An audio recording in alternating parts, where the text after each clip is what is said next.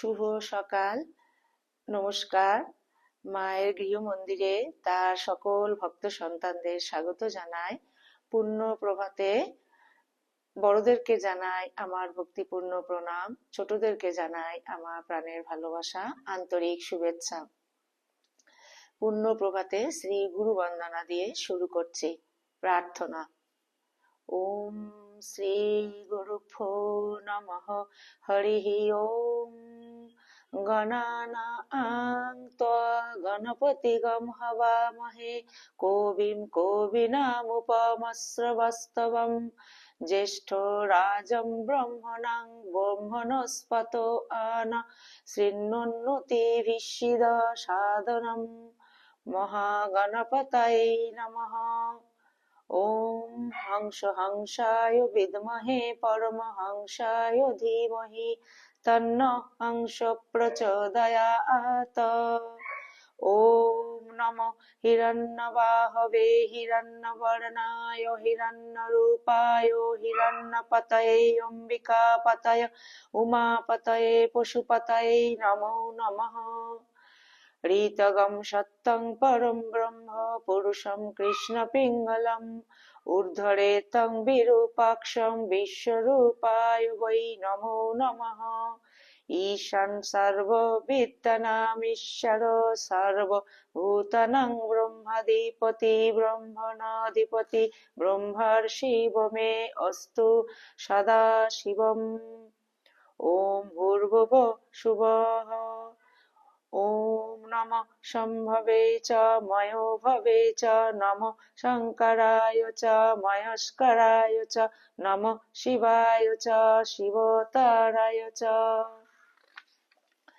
ওম নিধনপতয়ে নমঃ নিধনপতন্তিকায় নমঃ ঊর্ধ্বায় নমঃ ঊর্ধ্বলিঙ্গায় নমঃ হিরণ্যায় নমঃ হিরণ্যলিঙ্গায় নমঃ সুবর্ণায় নমঃ সুবর্ণলিঙ্গায় নমঃ দিব্যায় নমঃ দিব্যলিঙ্গায় নমঃ ভবায় নমঃ ভবলিঙ্গায় নমঃ সর্বায় নমঃ সর্বলিঙ্গায় নমঃ শিবায় নমঃ শিবলিঙ্গায় নমঃ জলায় নমঃ জললিঙ্গায় নমঃ আত্মায় নমঃ আত্মলিঙ্গায় নমঃ পরমায় নমঃ পরমলিঙ্গায় নমঃ।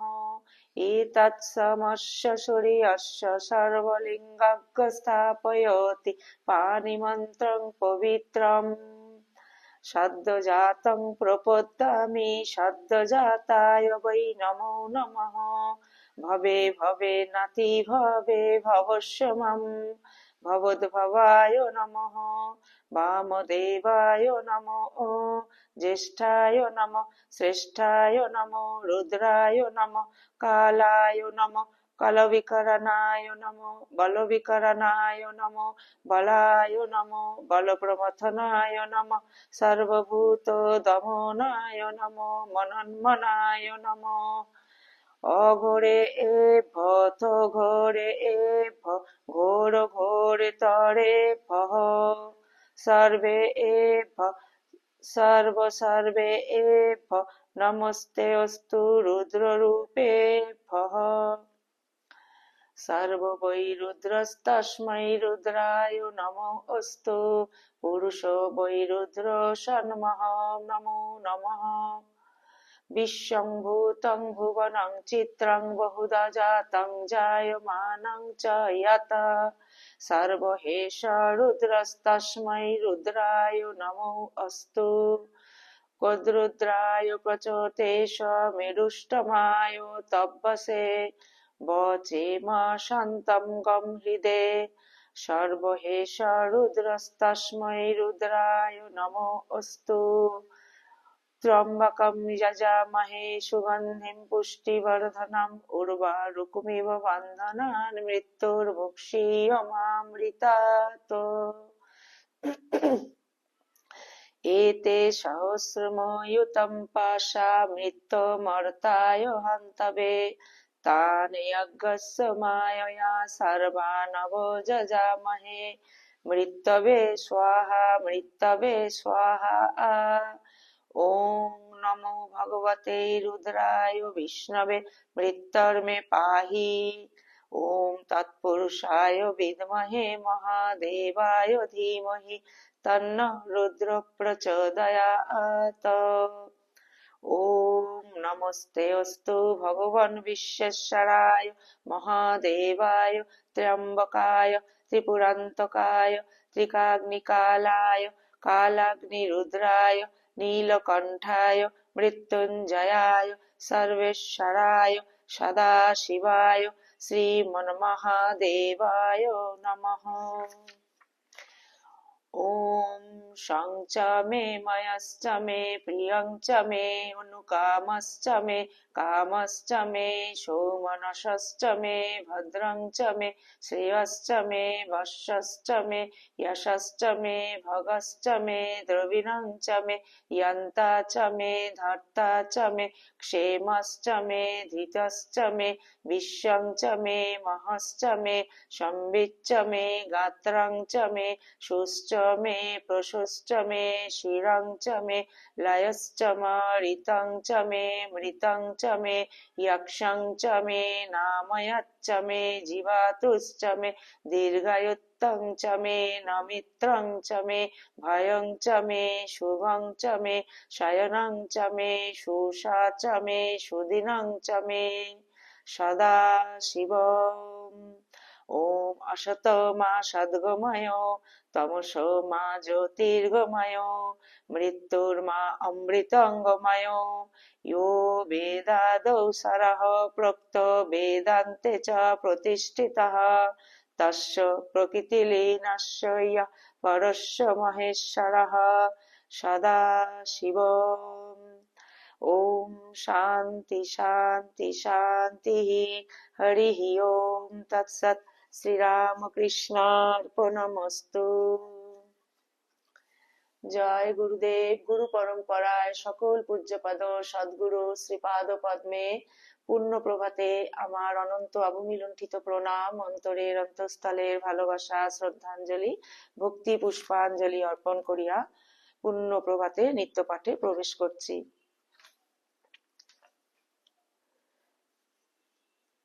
আজ পূর্ণ প্রভাতে শ্রী শ্রী রামকৃষ্ণ লীলা প্রসঙ্গ পরম পূজ্যপদ শ্রীমৎ স্বামী শারদানন্দজি মহারাজ রচিত এই মহাপবিত্র গ্রন্থখানি থেকে আমি এখন রামকুমার ও কাত্যায়নীর বিবাহ এই অংশ থেকে পাঠ শুরু করছি। আর একবার বলছি, শ্রী শ্রী রামকৃষ্ণ লীলা প্রসঙ্গ পরম পূজ্যপদ শ্রীমৎ স্বামী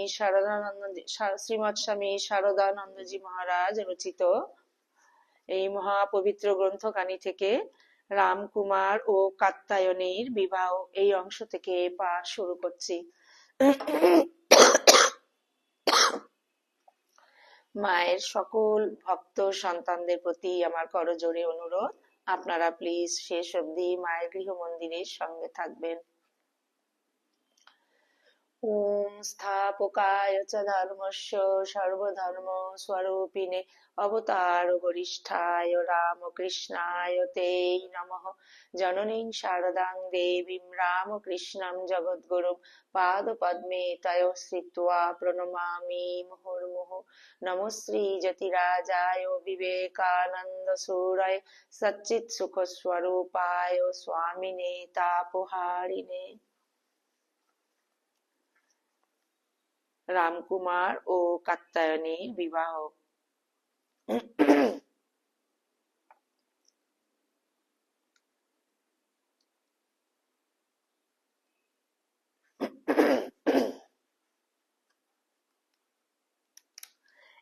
এক দুই করিয়া ক্রমে কামারপুকুরে শ্রীযুক্ত ক্ষুদিরামের 6 বৎসর অতিবাহিত হইল।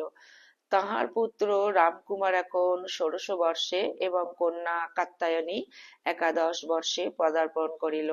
কন্যা বিবাহযোগ্যা হইয়াছে দেখিয়া তিনি এখন পাত্রের অনুসন্ধান প্রবৃত্ত হইলেন এবং কামারপুকুরের উত্তরে এক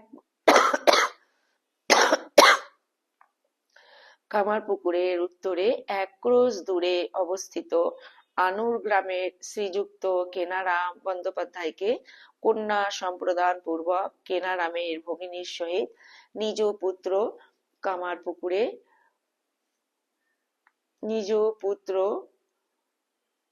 রামকুমারের রামকুমারের উদ্বাহ কার্য সম্পন্ন করিলেন। রামকুমার নিকটস্থ গ্রামের চতুষ্পাটিতে ইতঃপূর্বে ব্যাকরণ ও সাহিত্য পাঠ সমাপ্ত করিয়া এখন স্মৃতিশাস্ত্র অধ্যয়ন করিতেছিলেন। ক্রমে আরো ৩-৪ বৎসর অতিক্রান্ত হইল। রঘুবীরের প্রসাদে শ্রীযুক্ত ক্ষুদিরামের সংসারে এখন পূর্বাপেক্ষা অনেক সুবন্দোবস্ত হইয়াছে এবং তিনিও নিশ্চিন্ত মনে শ্রী ভগবানের আরাধনায় নিযুক্ত আছেন। ঘটনার মধ্যে ওই ৪ বৎসরে শ্রীযুক্ত রামকুমার স্মৃতি অধ্যয়ন সমাপ্ত করিয়া সংসারের আর্থিক উন্নতিকল্পে যথাসাধ্য সাহায্য করিতে প্রবৃত্ত হইয়াছিলেন এবং শ্রীযুক্ত ক্ষুদিরামের পরম বন্ধু সুখলাল গোস্বামী উহার কোনো সময় দেহরক্ষা করিয়াছিলেন। হিতৈষী বন্ধু শ্রীযুক্ত সুখলাল মৃত্যুতে যে তিনি বিশেষ ব্যথিত হইয়াছিলেন একথা বলা বাহুল্য। ক্ষুদিরামের সেতু বন্ধ তীর্থ দর্শন ও রামেশ্বর নামক পুত্রের জন্ম। রামকুমার মানুষ হইয়া সংসারের ভার গ্রহণ করিয়াছেন দেখিয়া শ্রীযুক্ত ক্ষুদিরাম নিশ্চিন্ত হইয়া এখন অন্য বিষয়ে মন দিবার অবসর লাভ করিলেন। তীর্থ দর্শনের জন্য তাহার অন্তর এখন ব্যাকুল হইয়া উঠিল।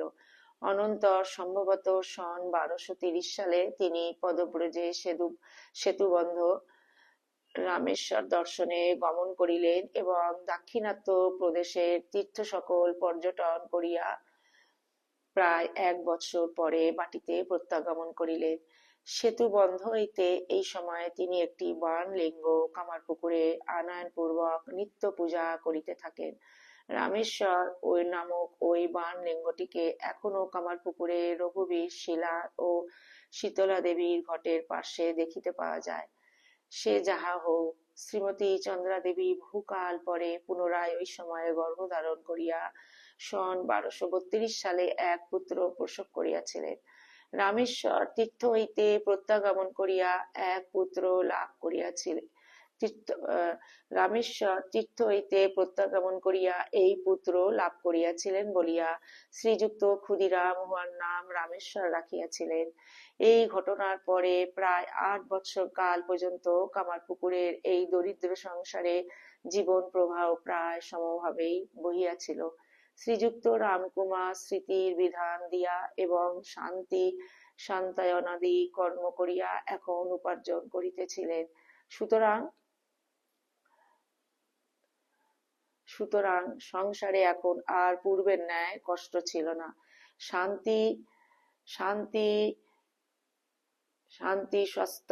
শান্তি সস্তায়নাদি কর্মে রামকুমার বিশেষ পটু হইয়াছিলেন। শোনা যায় তিনি ওই বিষয়ে দৈবী শক্তি লাভ করিয়াছিলেন। শাস্ত্র অধ্যয়নের ফলে তিনি ইতঃপূর্বে আদ্যা শক্তির উপাসনার বিশেষ শ্রদ্ধা সম্পন্ন হইয়াছিলেন এবং উপযুক্ত গুরুর নিকট দেবী মন্ত্র গ্রহণ করিয়াছিলেন। অভীষ্ট দেবীকে নিত্য পূজা করিবার কালে একদিন তাহার অপূর্ব দর্শন লাভ হয় এবং তিনি অনুভব করিতে থাকেন যেন দেবী নিজে অঙ্গুলি দ্বারা তাহার জিহ্বাগ্রে জ্যোতিষশাস্ত্রে সিদ্ধি লাভের জন্য কোন মন্ত্রবর্ণ লিখিয়া দিতেছেন। তদ্বদি রোগী ব্যক্তিকে দেখিলেই তিনি বুঝিতে পারিতেন সে আরোগ্য লাভ করিবে কিনা এবং ওই ক্ষমতা প্রভাবে তিনি এখন যে রোগীর সম্বন্ধে যাহা বলিতে লাগিলেন তাহাই ফলিয়া যাইতে লাগিল। ওইরূপে ভবিষ্যৎ বক্তা বলিয়া তাহার এই কালে এতদ অঞ্চলে সামান্য প্রসিদ্ধ লাভ হইয়াছিল। শোনা যায় তিনি এই সময় কঠিন পীড়াগ্রস্ত ব্যক্তিকে দেখিয়া তাহার নিমিত্ত শস্ত্রায়নে নিযুক্ত হইতেন এবং জোর করিয়া বলিতেন এবং ওই শস্ত্রায়ন বেদিতে যে শস্য ছড়াইতেছি তাহাতে কলার উদ্গম হইলেই এই ব্যক্তি আরোগ্য লাভ করিবে। ফলেও বাস্তবিক তাহাই হইত। তাহার পূর্বোক্ত ক্ষমতার উদাহরণস্বরূপ তাহার ভ্রাতুষ্পুত্র শ্রীযুক্ত শিবরাম চট্টোপাধ্যায় আমাদিগের নিকট নিম্নলিখিত এই ঘটনার উল্লেখ করিয়াছিলেন। কার্য উপলক্ষে রামকুমার কলিকাতায় আগমন করিয়া একদিন গঙ্গায় স্নান করিতেছিলেন।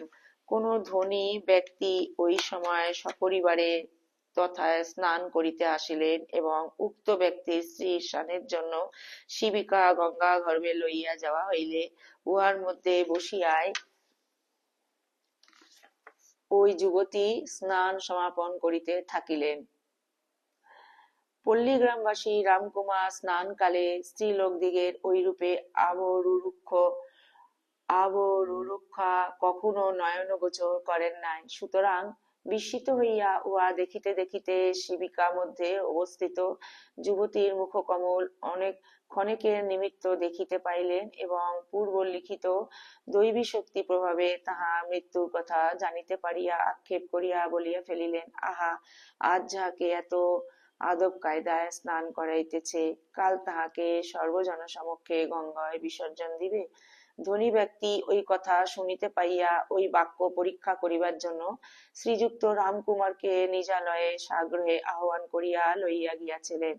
তাহার মনোগত অভিপ্রায় ছিল, ঘটনা সত্য না হইলে রামকুমারকে বিশেষ রূপে অপমানিত করিবেন। যুবতী সম্পূর্ণ সুস্থ থাকায় ঐরূপ ঘটনা হইবার কোন লক্ষণ বাস্তবিক তখন দেখা যায় নাই। কিন্তু ফলে শ্রীযুক্ত রামকুমার যাহা বলিয়াছিলেন তাহাই হইল এবং ওই ব্যক্তিও তাহাকে মান্যের সহিত বিদায়মান করিতে বাধ্য হইয়াছিলেন। ওই শক্তির পরিচায়ক রামকুমারের স্ত্রী সম্বন্ধীয় ঘটনা। নিজ স্ত্রী ভাগ্য দর্শন করিয়া শ্রীযুক্ত রামকুমার এক সময় বিষম ফল নির্ণয় করিয়াছিলেন এবং ঘটনাও কিছুকাল পরে ঐরূপ হইয়াছিল। আমরা শুনিয়াছি তাহার স্ত্রী বিশেষ সুলক্ষণ সম্পন্না ছিলেন।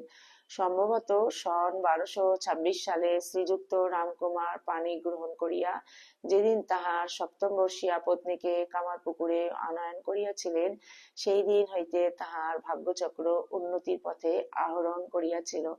তাহার পিতার দরিদ্র সংসারেও সেই দিন হইতে ঐরূপ পরিবর্তন উপস্থিত হইয়াছিল। কারণ শ্রীযুক্ত ক্ষুদিরামের মেদিনীপুর নিবাসী ভাগিনেয় শ্রীযুক্ত রামচাঁদ বন্দ্যোপাধ্যায়ের মাসিক সাহায্য ওই সময় হইতে আসিতে আরম্ভ হয়।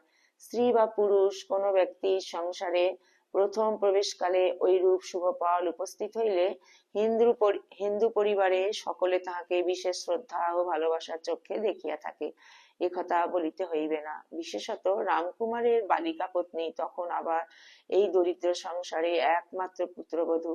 সুতরাং বালিকা যে সকলের বিশেষ আদরের পাত্রী হইবে, উহাতে আশ্চর্যের কিছু নাই। আমরা শুনিয়াছি ঐরূপা অতি মাত্রায় আদর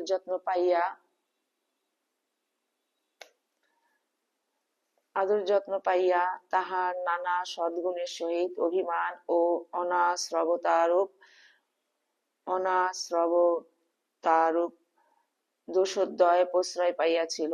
ওই দোষ সকলের চোখে পড়িলেও কেহ কিছু বলিতে বা সংশোধনের চেষ্টা করিতে সাহসী হইত না। কারণ সকলে ভাবিত, সামান্য দোষ থাকিলেও তাহার আগমনকালে হইতেই কি সংসারে শ্রীবৃদ্ধি হয় নাই? সে যাহা হোক, কিছুকাল পরে শ্রীযুক্ত রামকুমার তাহার প্রাপ্ত যৌবনা স্ত্রীকে দেখিয়া বলিয়াছিলেন, সুলক্ষণা হইলেও গর্ভধারণ করিলেই ইহার মৃত্যু হইবে। পরে বহুকাল গত হইলেও যখন পত্নীর গর্ভ হইল না, তখন তিনি তাহাকে বন্ধ্যা ভাবিয়া নিশ্চিন্ত হইয়াছিলেন। কিন্তু 35 বৎসর বয়সকালে তাহার পত্নী প্রথম ও শেষবার গর্ভবতী হইয়া সন 1255 সালে 36 বৎসরে এক পরম রূপবান পুত্র প্রসবান্তে মৃত্যু মুখে পতিত হইয়াছিলেন। এই পুত্রের নাম অক্ষয় রাখা হইয়াছিল। উহা অনেক পরের ঘটনা হইলেও সুবিধার জন্য পাঠককে এখানেই বলিয়া রাখিলাম।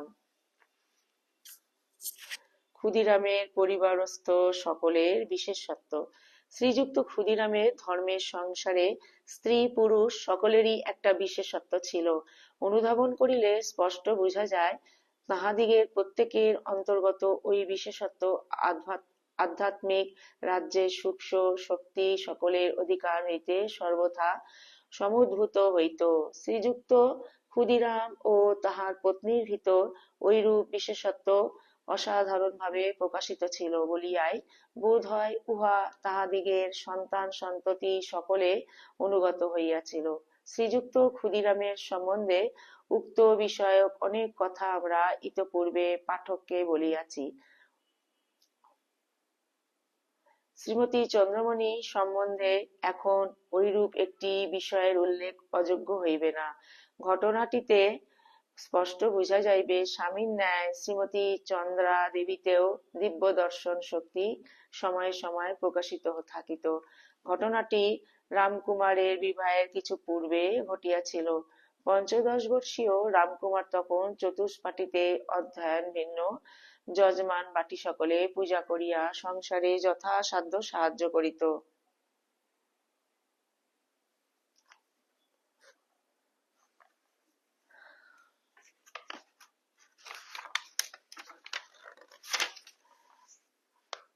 চন্দ্রাদেবী দিব্য দর্শন সম্বন্ধীয় ঘটনা। আশ্বিন মাসে কোজাগরী লক্ষ্মী পূজার দিনে রামকুমার ভুরশুভ নামক গ্রামে যজমান গৃহে উক্ত পূজা করিতে গিয়াছিল। অর্ধরাত্রি অতীব হইল, পুত্র গৃহে ফিরিতেছে না দেখিয়া শ্রীমতী চন্দ্রাদেবী বিশেষ উৎকণ্ঠিতা হইলেন এবং গৃহের বাহিরে আসিয়া পথ নিরীক্ষণ করিতে লাগিলেন।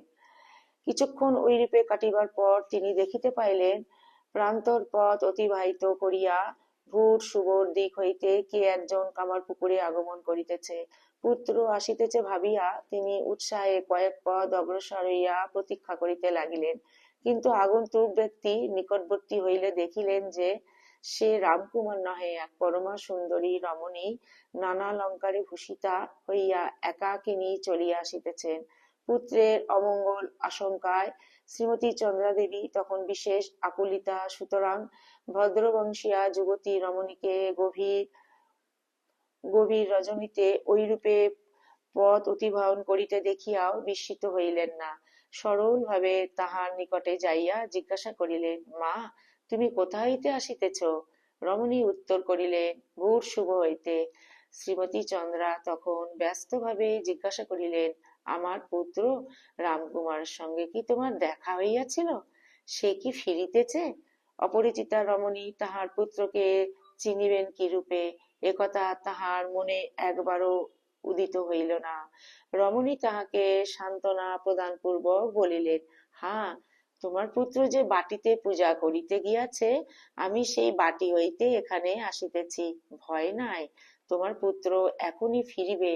শ্রীমতী চন্দ্রা এতক্ষণে আশ্বস্ত হইয়া অন্য বিষয়ে ভাবিবার অবসর পাইলেন এবং রমণীর অসামান্য রূপ, বহুমূল্য পরিচ্ছদ ও নূতন ধরনের অলঙ্কার সকল দেখিয়া এবং মধুর বচন শুনিয়া বলিলেন, মা, তোমার বয়স অল্প, এত গহনাগাটি পরিয়া এত রাত্রে কোথা যাইতেছ? তোমার কানেও কি গহনা? রমণী ঈষৎ হাস্য করিয়া বলিলেন, উহার নাম কুণ্ডল, আমাকে এখনো অনেক দূরে যাইতে হইবে। শ্রীমতী চন্দ্রাদেবী তখন তাহাকে বিপন্ন ভাবিয়া সস্নেহে বলিলেন, চলো না, আমাদের ঘরে আজ রাত্রের মতো বিশ্রাম করিয়া কাল যেখানে যাইবার যাইবে এখন। রমণী বলিলেন, না মা, আমাকে এখনই যাইতে হইবে, তোমাদের বাড়িতে আমি অন্য সময় আসিব। রমণী ঐরূপ বলিয়া তাহার নিকট বিদায় গ্রহণ করিলেন এবং শ্রীমতী চন্দ্রাদেবীর বাটির পার্শ্বেই লাহাবাবুদের অনেকগুলি ধান্যের মাড়াই ছিল, তদভিমুখে চলিয়া যাইলেন। রাস্তা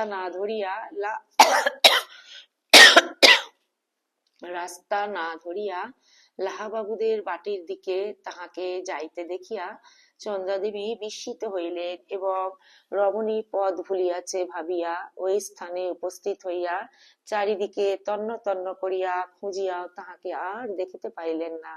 তখন রমণীর বাক্য সকল স্মরণ করিতে করিতে সহসা তাহার প্রাণে উদয় হইল, স্বয়ং লক্ষ্মী দেবীকে দর্শন করিলাম নাকি। অনন্তর কম্পিত হৃদয়ে স্বামীর পার্শ্বে গমন পূর্বক তাহাকে আদ্য পান্ত সমস্ত কথা খুলিয়া বলিলেন। শ্রীযুক্ত ক্ষুদিরাম সমস্ত শ্রবণ করিয়া শ্রী শ্রী লক্ষ্মী দেবী তোমাকে কৃপা করিয়া দর্শন দিয়াছেন।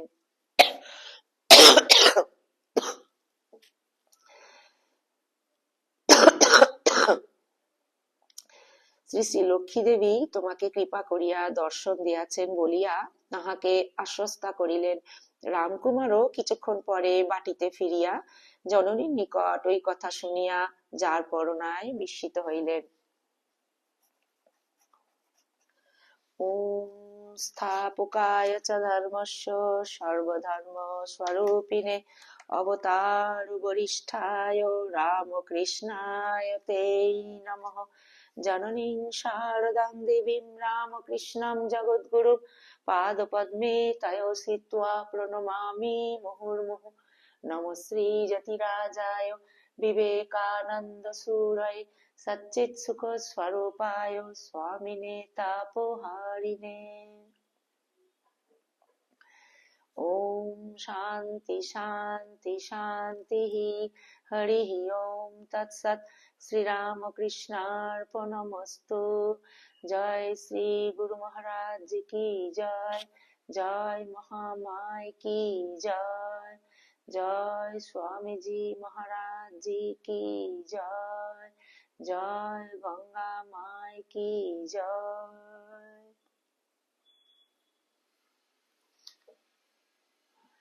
শ্রী শ্রী মায়ের সকল ভক্ত সন্তান বৃন্দ, আজ পুণ্য প্রভাতে শ্রী শ্রী রামকৃষ্ণ লীলা প্রসঙ্গ আজ এই পর্যন্তই। আসুন প্রভু শ্রীপাদ পদ্মে আমরা সমবেত প্রার্থনা জানাই, ঠাকুর যেন তার সকল সন্তানদের কৃপা করেন, ভালো রাখেন, সুস্থ রাখেন, আনন্দে রাখেন। তার কৃপা, আশীর্বাদ, দয়া, করুণা তার সকল সন্তানদের উপর যেন অঝোর ধারায় সদা সর্বদা বর্ষিত হোক। ঠাকুর যেন তার সকল সন্তানদের নিজ নিজ সাধন জীবন সদা সর্বদা সর্বত্র রক্ষা করেন। এই পুণ্য প্রভাতে শ্রী শ্রী ঠাকুরের শ্রীপাদ পদ্মে আমরা সমবেত প্রার্থনা নিবেদন করিলাম। আপনারা সবাই খুব ভালো থাকবেন, ঠাকুরের অসীম কৃপায় সুস্থ থাকবেন, আনন্দে থাকবেন, সদা সর্বদা যেন মনটিকে আমরা ঠাকুরের শ্রীপাদ পদ্মে ফেলে রাখতে পারি। পুণ্য প্রভাতে শ্রী শ্রী রামকৃষ্ণ লীলা প্রসঙ্গ যদি আপনাদের ভালো লেগে থাকে, আপনাদের কাছে বিনীত অনুরোধ, আপনারা প্লিজ মায়ের গৃহ মন্দির চ্যানেলটিকে সাবস্ক্রাইব করবেন এবং লাইক, শেয়ার, কমেন্ট করে মায়ের গৃহ মন্দিরের পাশে থাকবেন।